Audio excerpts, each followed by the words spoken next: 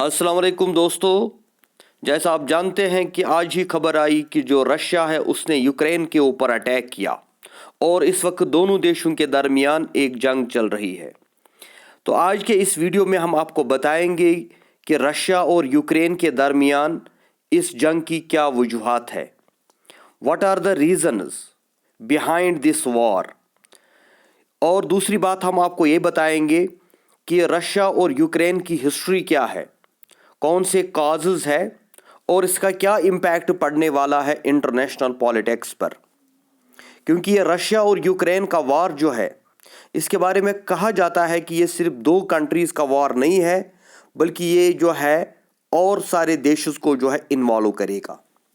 क्योंकि अमेरिका ने पहले ही और यूरोपियन यूनियन ने भी पहले ही रशिया को वार्न किया था, रशिया को खबरदार किया था कि वो यूक्रेन के ऊपर अटैक ना करे। लेकिन दूसरी तरफ जो चाइना है वो रशिया को सपोर्ट कर रहा है। तो इस तरह हमें फिर से एक बार लग रहा है कि दुनिया जो है दो हिस्सों में डिवाइड होने वाली है। फिर से एक कोल्ड वार होगा या शायद खुदा ना करे थर्ड वर्ल्ड वार की शुरुआत होने वाली है। तो ये तो आइंदा आने वाला टाइम ही बताएगा कि यूक्रेन और रशिया का जो कन्फ्लिक्ट है ये दुनिया को किस तरफ ले जाता है। लेकिन आज के इस वीडियो में आपको हम बताएंगे रशिया और यूक्रेन के कन्फ्लिक्ट के बारे में। तो दोस्तों, इससे पहले कि हम आगे बढ़ें, इस चैनल को सब्सक्राइब कीजिए और अगर आपने ऑलरेडी इसको सब्सक्राइब किया है तो इसको शेयर कीजिए, लाइक कीजिए। आज का जो वीडियो है वो बड़ा इंटरेस्टिंग बनने वाला है, हम आपको बहुत इंपॉर्टेंट इंफॉर्मेशन देने वाले हैं। तो दोस्तों, आपको याद होगा कि सेकंड वर्ल्ड वार के बाद यानी 1945 के बाद दुनिया में एक और वार शुरू हुई थी जिसका नाम था कोल्ड वार। और ये कोल्ड वार किसके दरमियान था? प्रेजेंट रशिया, जिसको उस ज़माने में यूएसएसआर कहते थे, और अमेरिका के दरमियान। और इस कोल्ड वार का एंड हुआ था 91 में, जब यूएसएसआर जो था यानी रशिया जो था डिसइंटीग्रेट हुआ था, उसके टुकड़े हो गए थे और 15 नए देश वहाँ से आज़ाद होकर निकले, जिसमें कजाकिस्तान था, उज़्बेकिस्तान था, ताजिकिस्तान था, किर्गिस्तान था, जिसमें बहुत सारे देश थे। उसी में एक देश था यूक्रेन, जो सबसे बड़ा आबादी के लिहाज से भी, पॉपुलेशन के हिसाब से भी बड़ा था और एरिया के वाइज भी बड़ा था। यूक्रेन उसका नाम था।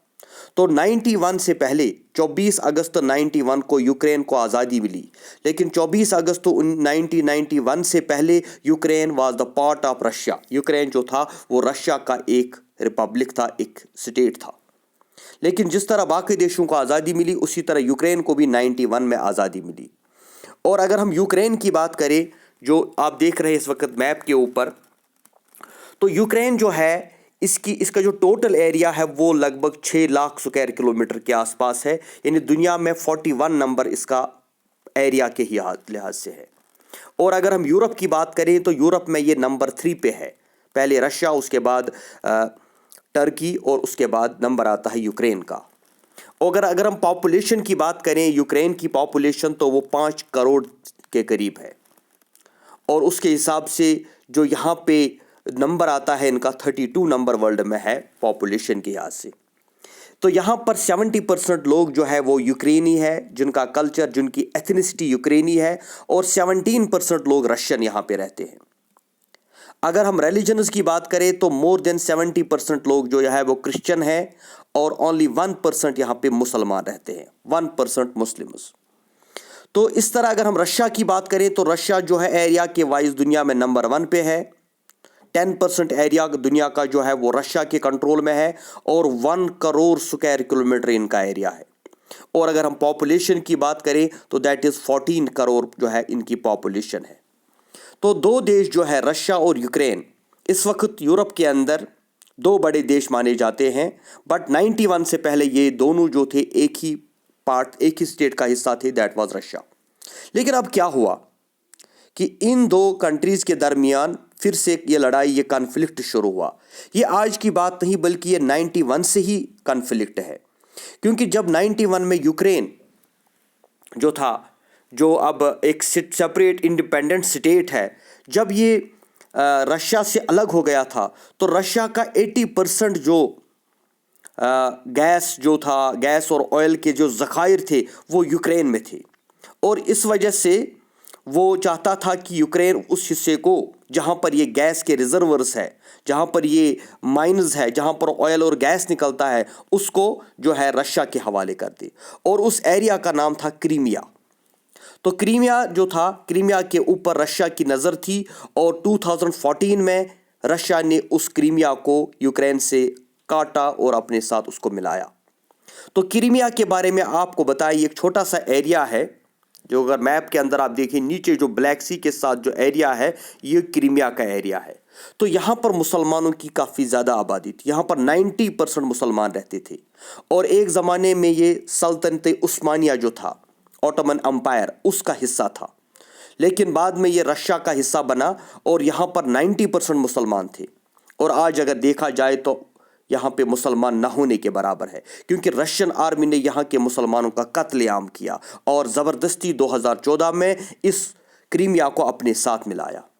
لیکن اس کے بعد بھی رشیا اور یوکرین کا کانفلکٹ ختم نہیں ہوا، کیونکہ جو امریکہ ہے وہ اس نے کیا کیا، 91 کے بعد اس نے کوشش کی ہے کہ جتنے بھی دیش رشیا کے ساتھ تھے ان کو اپنے ساتھ ملانے کی سوچ رہا ہے، کیونکہ امریکہ کی نظر ہمیشہ رشیا کے ان کنٹریز کے اوپر ہے جو رشیا سے الگ ہو گئی، اور اسی لیے جو نیٹو بنا تھا 1941 میں، جس کا نام تھا نارتھ اٹلانٹک ٹریٹی آرگنائزیشن، اور امریکہ نے یہ ملٹری الائنس اس لیے بنایا تھا تاکہ وہ رشیا کو توڑے، رشیا کے ساتھ وہ لڑے۔ اور اس کے بعد جب 91 میں یو ایس ایس آر ڈس انٹیگریٹ ہوا، لیکن پھر بھی نیٹو قائم رہا، اور یو ایس ایس آر کے بعد جو سٹیٹس وہاں سے نکلی اس میں سے 14 سٹیٹس نے نیٹو جوائن کیا، یعنی 14 ایسے دیش ہے جو ایک زمانے میں یو ایس ایس آر یعنی وارسا پیکٹ میں تھے، لیکن بعد میں انہوں نے جوائن کیا نیٹو۔ حالانکہ یوکرین ابھی تک نیٹو کا ممبر نہیں ہے، لیکن امریکہ پوری طرح سے کوشش کر رہا ہے کہ یوکرین بھی نیٹو کا ممبر بنے، اور یہ بات جو ہے رشیا کو پسند نہیں ہے۔ رشیا چاہتا ہے کہ یوکرین کے ساتھ اس کی ریلیشن ٹھیک رہے اور یوکرین نیٹو کا ممبر نہ بنے، لیکن دوسرے سائڈ سے امریکہ چاہتا ہے کہ یوکرین جو ہے اس کا حصہ بنے، اس کے نیٹو کا حصہ بنے، اور جو امریکہ ہے وہ چاہتا ہے کہ وہاں پہ ان کے ساتھ اپنی ریلیشن کو مضبوط کرے۔ رشیا اور یوکرین کی جو ہسٹری ہے وہ بہت اس کا کافی زیادہ ہسٹوریکل ان کی ریلیشن شپ ہے، کیونکہ ان کا کلچر ایک ہے، ان کا مذہب ایک جیسا ہے، اور 91 تک وہ ایک ساتھ تھے، اس لیے رشیا یوکرین کو چھوڑنا نہیں چاہتا، وہ چاہتا ہے کہ یوکرین کے ساتھ اس کے کلوز کنیکشن ہو۔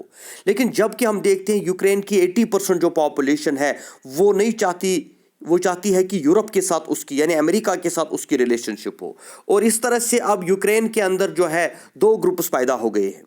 ایک گروپ ایسا ہے جو چاہتا ہے کہ امریکہ کے ساتھ یوکرین کی ریلیشن شپ مضبوط ہو جائے، اور دوسرا گروپ ایسا ہے جو چاہتا ہے کہ رشیا کے ساتھ ہماری ریلیشن شپ مضبوط ہو۔ اسی لیے جو بارڈر کے کچھ ایریاز ہیں جیسے ڈونیکس اور لوہانس، یہ 2 ایریاز ایسے ہیں جہاں پر رشیا کے سپورٹر ہے، اور رشیا کے سپورٹر جو ہے وہ یہاں پہ سیپریٹسٹ موومنٹ انہوں نے شروع کی ہے، وہ یوکرین کے خلاف لڑ رہے ہیں، اور رشیا ان کو سپورٹ کرتا ہے۔ اور دوسرے سائڈ سے امریکہ کی نظر جو ہے یوکرین کے اوپر ہے، وہ چاہتا ہے کہ یہ ہمارے ساتھ مل جائے تاکہ ہم رشیا کو چاروں طرف سے گھیریں، کیونکہ جو آپ دیکھتے ہیں یوکرین کے جو نیبرنگ کنٹریز ہے، لائک پولینڈ ہے، مولڈووا ہے، سلوکیا ہے، رومینیا ہے، بیلاروس ہے، یہ سارے ایسے دیش ہیں جن کے جو یورپ میں آتے ہیں، اور جو اب آج کل یورپین یونین کے ساتھ اور امریکہ کے ساتھ جو ہے اپنا ٹریڈ اور بزنس کرتے ہیں۔ صرف ایک یوکرین ابھی تک ہے جو رشیا کے ساتھ ابھی ہے، جو ابھی تک نیٹو کا ممبر نہیں بنا۔ اگر یوکرین بھی امریکہ کے بلاک میں چلا جاتا ہے تو رشیا کے لیے پرابلم کھڑی ہو جائے گی، کیونکہ پھر چاروں طرف سے رشیا جو ہے یہ گھیرے میں آ جائے گا، اور اس طرح رشیا کو اب یہ لگ رہا ہے، ان کو یہ ڈر ہے کہ اگر یوکرین امریکہ کے ساتھ ملا تو ان کو یہ پرابلم ہو سکتی ہے، اور اسی وجہ سے جو پوتین ہے، جو رشین پریزیڈنٹ پوتین ہے، وہ چاہتا ہے کسی بھی طرح سے جو ہے یوکرین جو ہے اس کے قبضے میں آ جائے، اور اسی لیے اب یہ اٹیک اس نے شروع کیا ہے تاکہ وہ جو ہے یوکرین کو اپنے ساتھ ملائے، اور امریکہ جو ہے وہاں پہ انٹرفیئر کر رہا ہے، امریکہ کے انٹرفیئرنس کو، امریکہ کی مداخلت کو وہاں پہ روکے، اور اسی لیے اب اگر رشیا نے یوکرین کے اوپر اٹیک کیا تو امریکہ بھی خاموش بیٹھنے والا نہیں ہے، امریکہ بھی جو ہے اس میں انوالو ہوگا، یہ ڈیفینیٹلی یوکرین کو سپورٹ کرے گا، اور اگر امریکہ نے یوکرین کو سپورٹ کیا تو یہ ایک اور کولڈ وار یا ایک اور ورلڈ وار کی صورت لے سکتا ہے۔ تو اسی لیے یہ جو یوکرین اور رشیا جو ہے اس وقت بہت ہی امپورٹنٹ ایشو ہے، یہ کنفلکٹ جو ہے یہ اب انٹرنیشنل ایشو بن چکا ہے، کیونکہ اس میں بہت سارے دیش انوالو ہونے والا ہے۔ اگر امریکہ جو ہے رشیا کے اگینسٹ جاتا ہے تو یہاں سے چائنا جو ہے وہ رشیا کا سپورٹر بنتا ہے، اور اس طرح سے پھر ایک بار دنیا جو ہے وہ دو حصوں میں تقسیم ہو جائے گی۔